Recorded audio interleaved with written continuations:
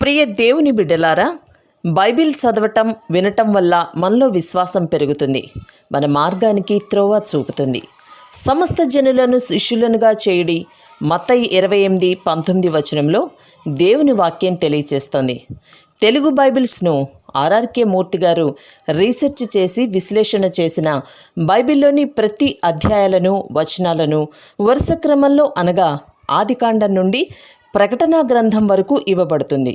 ప్రతి ఒక్కరూ ఆధ్యాత్మికంగా విశ్వాసంలో బలపడి మీ జీవితంలో ఎదుర్కొంటున్న సమస్యల నుండి విడుదల పొందండి. ప్రతి ఒక్కరూ మీ దీవెన టీవీని సబ్స్క్రైబ్ చేసి ఈ వాక్యాన్ని లైక్ చేసి మీ మిత్రులకు బంధువులకు షేర్ చేయండి. దేవుని సువార్తను ప్రకటింపబడుటలో మీరు పాలిభాగస్తులు కండి. ప్రియ దేవుని బిడ్డలారా, మన వాక్య భాగం యోహాను సువార్త 19వ అధ్యాయం 28వ వచనం నుండి 20వ అధ్యాయం 10వ వచనం వరకు సావధానంగా వినండి. యేసు శిలువ వేత వృత్తాంతం సావధానంగా మనం వినబోతున్నాము. అటు తరువాత సమస్తమును అప్పటికి సమాప్తమైనదని యేసు ఎరిగి లేఖనము నెరవేరునట్లు నేను దప్పిగొంటున్నాను అన్నాడు. చిరకతో నిండి ఉన్న ఒక పాత్ర అక్కడ పెట్టి ఉంది గనుక వారు ఒక స్పంజి చిరకతో నింపి హిస్సోపు పుడకకు తగిలించి ఆయన నోటికి అందించారు. యేసు ఆ చిరక పుచ్చుకొని సమాప్తమైనది అని చెప్పి తల వంచి ఆత్మను అప్పగించాడు. యోహాను సువార్తలో తేటగా చెప్పబడింది, యేసు శిలువ వేతలో అడుగడుగునా లేఖనము నెరవేరుతూ వచ్చింది. కీర్తనలు 69, 21వ వచనంలోని ప్రవచనం ప్రకారమే యేసు నేను దప్పిగొంటున్నాను అన్నాడు. యేసు సమాప్తమైనది అన్నాడు. సమాప్తమైనది ఏది? నీ విమోచన, నా విమోచన, అందరి విమోచన సమాప్తమైంది. యేసు తన ప్రార్థనలో యోహాను సువార్త 17వ అధ్యాయం 4వ వచనంలో తండ్రి తనకిచ్చిన పని ముగించినట్లు చెప్పాడు. 34వ కీర్తన 20వ వచనంలోని ప్రవచనం నెరవేరింది. ఆయన వాని ఎముకలనన్నిటినీ కాపాడుతాడు, వాటిలో ఒక్కటైనా విరిగిపోదు. మరో ప్రవచనం నెరవేరవలసి ఉంది. జకర్యా 12వ అధ్యాయం 10వ వచనం, వారు తాము పొడిచిన నా మీద దృష్టి ఉంచి ఒకడు తన ఏక కుమారుని విషయమై దుఃఖించున్నట్లు, తన జ్యేష్ఠపుత్రుని విషయమై ఒకడు ప్రలాపించున్నట్లు అతని విషయమై దుఃఖించి ప్రలాపిస్తారు. ఈ ప్రవచనం త్వరలోనే నెరవేరబోతోంది. ఆయన తిరిగి వచ్చినప్పుడు వారు తాము సిలువ వేసిన యేసును చూచి ప్రలాపిస్తారు. 31వ వచనం, ఆ దినము సిద్ధపరిచే దినం, మరుసటి విశ్రాంతి దినం మహాదినం. గనుక ఆ దేహములు విశ్రాంతి దినమున శిలువ మీద ఉండకుండా వారి కాళ్లు విరుగగొట్టించి వారిని తీసివేయించుమని యూదులు పిలాతును అడిగారు. కాబట్టి సైనికులు వచ్చి ఆయనతో కూడా శిలువ వేయబడిన మొదటివాని కాళ్లను, రెండోవాని కాళ్లను విరగ్గొట్టారు. వారు యేసునొద్దకు వచ్చి అంతకు ముందే ఆయన మృతి చెంది ఉండడము చూచి ఆయన కాళ్లు విరగ్గొట్టలేదు గాని సైనికులలో ఒకడు ఈటెతో ఆయన ప్రక్కన పొడిచాడు. వెంటనే రక్తము నీళ్లు కారాయి. ఇది చూచినవాడు సాక్ష్యమిస్తున్నాడు. అతని సాక్ష్యము సత్యమే. మీరు నమ్మేటట్లు అతడు సత్యము చెబుతున్నాడు అని ఆయన ఎరుగును. అతని ఎముకలలో ఒక్కటైనా విరువబడదు అనే లేఖనము నెరవేరేటట్లు ఇది జరిగింది. తాము పొడిచిన వాని తట్టు చూస్తారు అని మరొక లేఖనము చెబుతున్నది. సువార్త అంటే ఏమిటో సంగ్రహంగా 1 కొరింథీ 15వ అధ్యాయం 3-4వ వచనం వరకు చెప్పబడింది. పౌలన్నాడు, నాకియ్యబడిన ఉపదేశమును మొదట మీకు అప్పగించాను. అదేమనగా లేఖనముల ప్రకారము క్రీస్తు మన పాపముల నిమిత్తము మృతి పొందాడు, సమాధి చేయబడ్డాడు. లేఖనముల ప్రకారము 3వ దినమున లేపబడ్డాడు. సువార్త సత్య సారాంశం ఇదే. యేసుక్రీస్తుతో మనకున్న సంబంధం ఈ సువార్త సత్యము మన రక్షణకు విమోచనకు ఆధారమైనవి. ప్రియ శ్రోత, యేసు శిలువయందు నీ విమోచనను చూడగలవా? ఆయన నీకోసమే నీకు ప్రత్యామ్నాయ బలిగా శిలువ మరణం పొందాడని నీవు గుర్తించావా? అటు తరువాత యూదుల భయము వలన రహస్యముగా యేసు శిష్యుడైన అరిమతయ్య యోసేపు తాను యేసు దేహమును తీసుకుని పోవటానికి పిలాతునొద్ద సెలవడిగాడు. పిలాతు సెలవిచ్చాడు గనుక అతడు వచ్చి యేసు దేహమును తీసుకుని పోయాడు. మొదట రాత్రివేళ ఆయన వద్దకు వచ్చిన నికోదేము కూడా బోళముతో కలిపిన అగరు రమారమి 150 సేర్ల ఎత్తు తెచ్చాడు. అంతట వారు యేసు దేహమును ఎత్తుకొని వచ్చి యూదులు పాతిపెట్టే మర్యాద చొప్పున ఆ సుగంధ ద్రవ్యములు దానికి పూసి నారబట్టలు చుట్టారు. ఆయనను సిలువ వేసిన స్థలములో ఒక తోట ఉన్నది. ఆ తోటలో ఎవరూ ఎప్పుడూ ఉంచబడని కొత్త సమాధి ఒకటి ఉంది. ఆ సమాధి సమీపంలోనే ఉంది గనుక ఆ దినము యూదులు సిద్ధపరిచే దినమైనందున వారు అందులో యేసును పెట్టారు. యేసు భౌతిక శరీరం కోసం అడిగిన వారిద్దరూ మామూలు వ్యక్తులు కారు, పురప్రముఖులు, అరిమతయ్య యోసేపు, నికోదేము. యోసేపు ధనవంతుడు, నికోదేము యూదుల అధికారి అయిన పరిసయ్యుడు. అంతకు మునుపు ఈ నికోదేము యేసు దగ్గరికి రాత్రిపూట వచ్చాడు. వీరిద్దరూ రహస్య విశ్వాసులు. ఇదిగో ఇప్పుడు ధైర్యంగా బయటికి రావడానికి తెగించారు. వీరినెవరూ విమర్శించనక్కర్లేదు. ఇప్పుడు యేసు శిష్యులందరూ చెల్లాచెదరైపోయిన నేపథ్యంలో వీరు బయటికి వచ్చారంటే అది గొప్ప విశేషం. ఈజిప్టు దేశంలో శవాలను రకరకాల సుగంధ ద్రవ్యాలతో పాతిపెట్టడం పరిపాటి. శవాలు ఎన్నో ఏండ్ల తరబడి కుళ్ళిపోకుండా వాటిని పరిమళ ఔషధులతో పాతేస్తారు. ఇశ్రాయేలీయులు ఈజిప్టులో ప్రవాసమున్నప్పుడు ఈ విధానం చాలా మంది నేర్చుకుని ఉన్నారు. దేవుని బిడ్డలకు పునరుత్థానమున్నదని పాత కొత్త నిబంధనల్లో దేవుని ప్రజలు నమ్మారు. మర్త్యమైనదిగా విత్తబడి అమర్త్యమైనదిగా శరీరం లేపబడుతుంది. పునరుత్థానమందు లేపబడే శరీరం మహిమ శరీరం.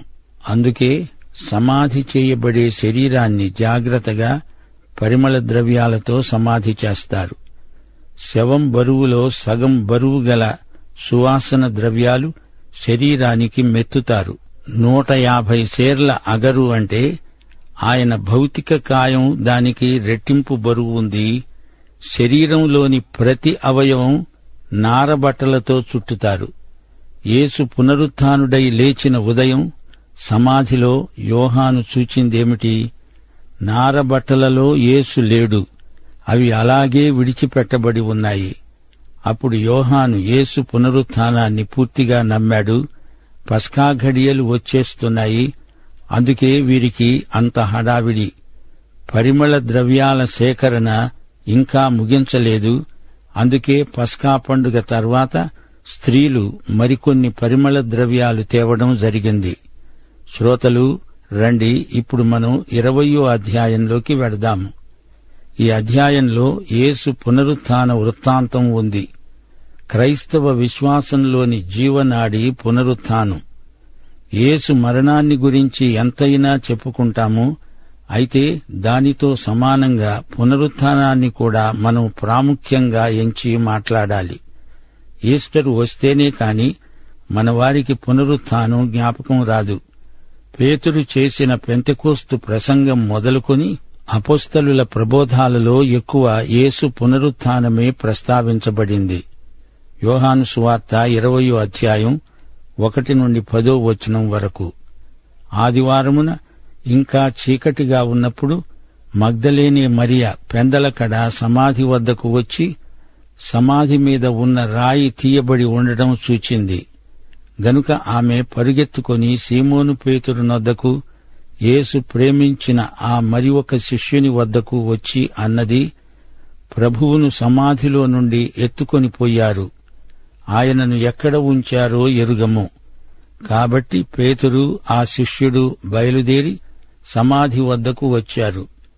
వారిద్దరూ కూడి పరిగెడుతూ ఉండగా ఆ శిష్యుడు పేతురు కంటే త్వరగా పరిగెత్తి ముందుగా సమాధి వద్దకు వచ్చి వంగి నారబట్టలు పడి ఉండడం చూచాడు. గాని అతడు సమాధిలో ప్రవేశించలేదు. అంతటా సీమోను పేతురు అతని వెంబడి వచ్చి సమాధిలో ప్రవేశించి నారబట్టలు పడి ఉండడము, ఆయన తల రుమాలు నారబట్టల వద్ద ఉండక వేరుగా ఒకచోట చుట్టిపెట్టి ఉండడము చూచాడు. అప్పుడు మొదట సమాధి వద్దకు వచ్చిన ఆ శిష్యుడు లోపలికి పోయి చూచి నమ్మాడు. ఆయన మృతులలో నుండి లేవడము అగత్యము అనే లేఖనము వారింకా గ్రహించలేదు. అంతటా ఆ శిష్యులు తిరిగి తమ వారి వద్దకు వెళ్లిపోయారు. అది ఆదివారం మొదటి రోజు. మగ్దలేనే మరియా సమాధి దగ్గరికి వచ్చింది. అది సబ్బాతు కాదు, ఆదివారం. ఆదివారం యేసు పునరుత్థాన దినం. అందుకే మన ఆరాధన దినం ఆదివారం. శనివారం యేసు లేవలేదు, ఆదివారం లేచాడు. అప్పటి నుండి యేసు శిష్యులు ఆదివారమే కూడి వస్తూ ఆయన్ను ఆరాధించారు. సబ్బాతు దినం పాత సృష్టికి సంబంధించింది. దేవుడు సమస్తము సృజించిన తరువాత సబ్బాతు నాడు విశ్రమించాడు. ఇప్పుడు మనం క్రీస్తునందు నూతన సృష్టి అయ్యాము. నూతన సృష్టికి ఆదివారమే ఆరాధన దినం. పెంతెకోస్తు సంఘటన ఆదివారం నాడు జరిగింది. ఆదివారం వారంలో మొదటి రోజు. 4వ సువార్త రచయిత ఆదివారం అనకుండా వారంలో మొదటి దినం అంటున్నాడు. పునరుత్థాన దినాన జరిగిన సంఘటన క్రమం గమనించండి. 3 స్త్రీలు, మగ్దలేనే మరియా, యాకోబు తల్లి మరియా, సలోమి, ఈ 3 సమాధి దగ్గరికి బయలుదేరారు. వారి వెంట సుగంధ ద్రవ్యాలతో కొందరు స్త్రీలు వచ్చారు. సమాధి మీది రాయి దొర్లించబడి ఉంది. అది వీరు చూచారు. మగ్దలేనే మరియా శిష్యులకు ఈ సంగతి చెప్పడానికి వెళ్ళింది. యాకోబు, యోషే అనే వారి తల్లి అయిన మరియ సమాధి దగ్గరికి వచ్చింది.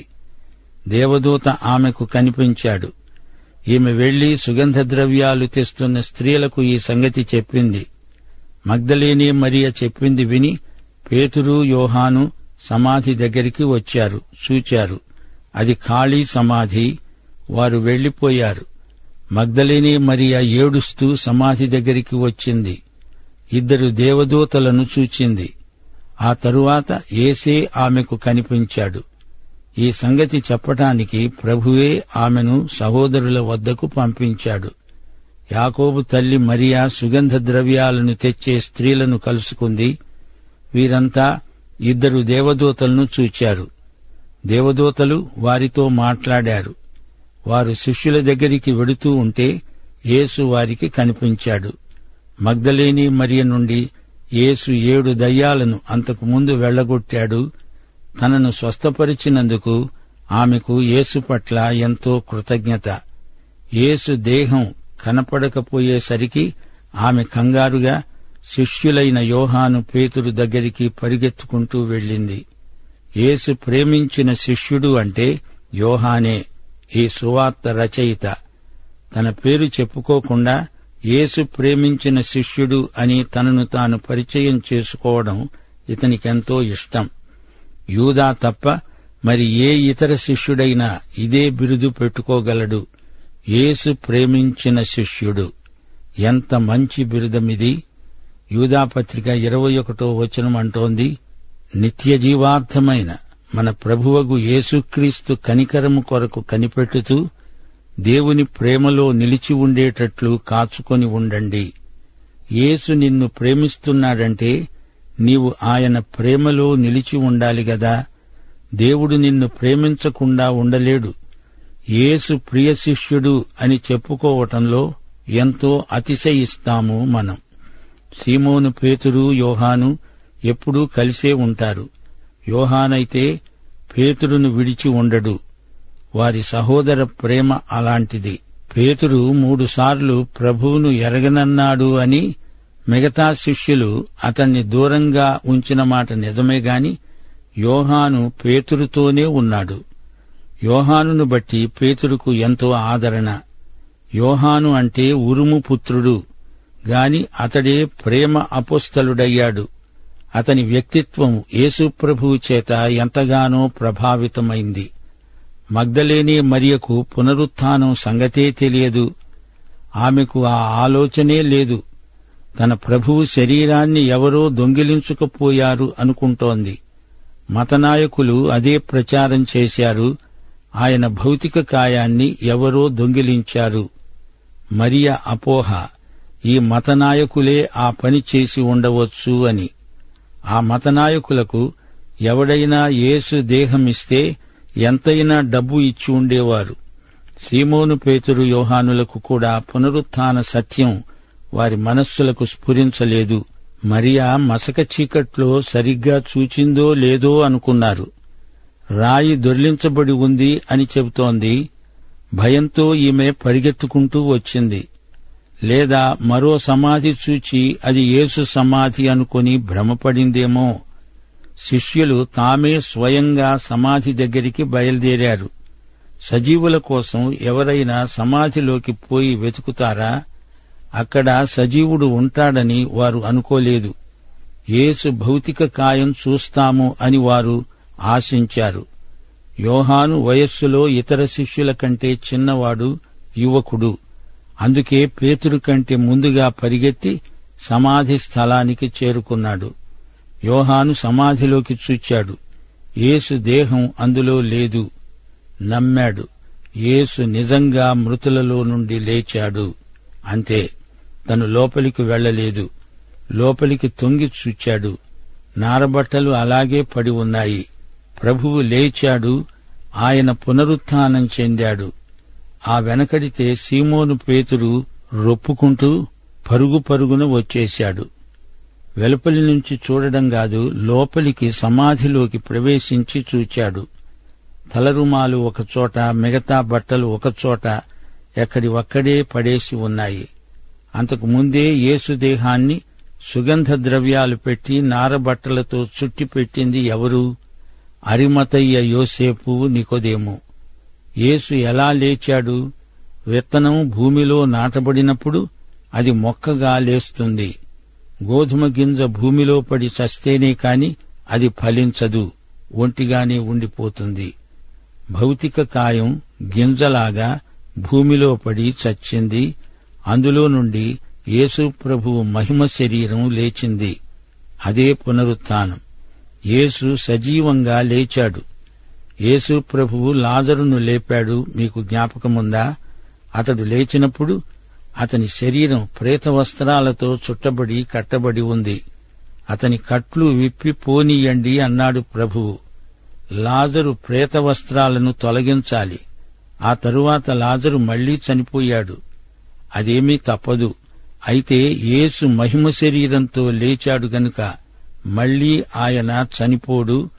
తలకు చుట్టబడిన రుమాలు నారబట్టల వద్ద లేదు. అది వేరుగా ఒకచోట చుట్టిపెట్టి ఉంది. ఇది జాగ్రత్తగా పరిశీలించిన మీదట పేతురుకు నమ్మకం కుదిరింది. యోహాను సమాధి లోపలికి వెళ్లి చూచి నమ్మాడు. పేతురు కూడా లోపలికి వెళ్లినప్పుడు చూచి అర్థం చేసుకుని నమ్మాడు. 9-10 వచనాలలో ఒక మాట చెప్పబడింది. ఆయన పునరుత్థానము అగత్యము అనే లేఖనం ఇంకా వారు పూర్తిగా గ్రహించలేకపోతున్నారు. అంతకు ముందు ప్రభువు స్వయంగా చెప్పాడు. దానిని గురించి పాత నిబంధన లేఖనాలున్నాయి. అయినా వారిదంతా నమ్మలేకపోవడం విచిత్రమే. ఈ రోజున కూడా మనం పాత నిబంధన ప్రవచనాలు గ్రహించాలంటే కొత్త నిబంధన వెలుగు కావాలి. పాత నిబంధన సత్యాలు ప్రశ్నార్థకమైనవి, కొత్త నిబంధన వాటికి జవాబు. లెక్కల వాచక పుస్తకం చూడండి. మొదట లెక్కలు, సమస్యలు, చివర వాటికి జవాబులుంటాయి. ఒకానొక వాక్య భాగం మనకు అంతా కొత్త అనిపిస్తుంది. చదవగా చదవగా పరిశుద్ధాత్మ మన మనస్సును అకస్మాత్తుగా వెలిగిస్తాడు. అప్పుడంతా ఒక్క త్రుటిలో అర్థమవుతుంది. లైట్లు వెలుగుతాయి. దేవునికి స్తోత్రం. వాక్య సత్యాలను ఈ విధంగా మనం అనుభవపూర్వకంగా తెలుసుకుంటాము. జీవితంలో కలిగే శోధనలు, కఠిన పరీక్షలు మనము అనుభవ పాఠశాలలో నేర్చుకుంటాము. ఉదాహరణ, దావీదు తన కీర్తనల్లో యెహోవా నా కాపరి, నాకు లేమి కలగదు అన్నాడు. 23వ కీర్తన. అతనికి బాల్యం నుంచి అనుభవం ఉంది. ఆయన ఎలాంటి కాపరో అనుభవంలో తాను పరిశీలించిన విషయాలను బట్టి గ్రహించగలిగాడు. నీవు ఈ యేసు ప్రభువును స్వకీయ రక్షకుడుగా, ప్రభువుగా ఎరుగుదువా? అద్వితీయ సత్యదేవుణ్ణి, ఆయన కుమారుడైన యేసుక్రీస్తును ఎరుగుట, అంగీకరించుట, అదే నిత్య జీవానుభూతి. దైవాశీస్సులు. ఆమేన్.